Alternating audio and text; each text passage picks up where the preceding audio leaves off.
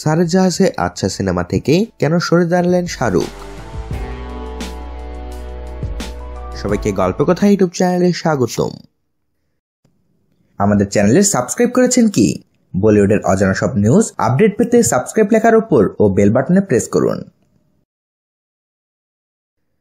Bollywood king খ্যাত শাহরুখ খানের সর্বশেষ মুক্তিপ্রাপ্ত কয়েকটি সিনেমা বক্স অফিসে আশানুরূপ ব্যবসা করতে পারেনি, এমনকি দর্শক সমালোচকদের মন জয় করতেও ব্যর্থ হয়েছে এগুলো। তারই জের ধরেই শাহরুখ নতুন কোনো পরিচালকের সঙ্গে কাজ করতে চান না বলে ভারতীয় একটি সংবাদ মাধ্যম জানিয়েছে।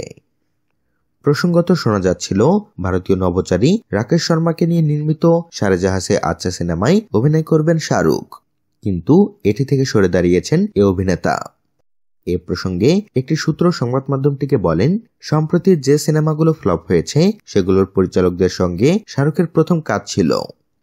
গৌরী শিন্ডে পরিচালিত ডিয়ার জিন্দেগি গড়পড়তা ব্যবসা করে।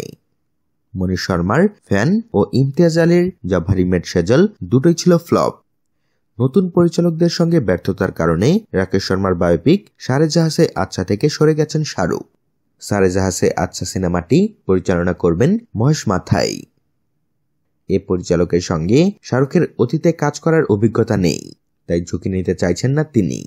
এ প্রসঙ্গে সূত্রটি আরো বলেন, শাহরুখ খুব বিনয়ের সঙ্গে প্রযোজক সিদ্ধার্থ রয় কাপুরকে সারে জাহাঁ সে আচ্ছা সিনেমাটি থেকে সরে যাওয়ার কথা জানিয়েছেন। সো ভিউয়ার্স, এ বিষয়ে আপনাদের মতামত জানিয়ে দিন আমাদের কমেন্ট বক্সে। আর সবশেষে ভিডিওটিতে লাইক ও শেয়ার দিয়ে আমাদের সাথেই থাকুন। ধন্যবাদ।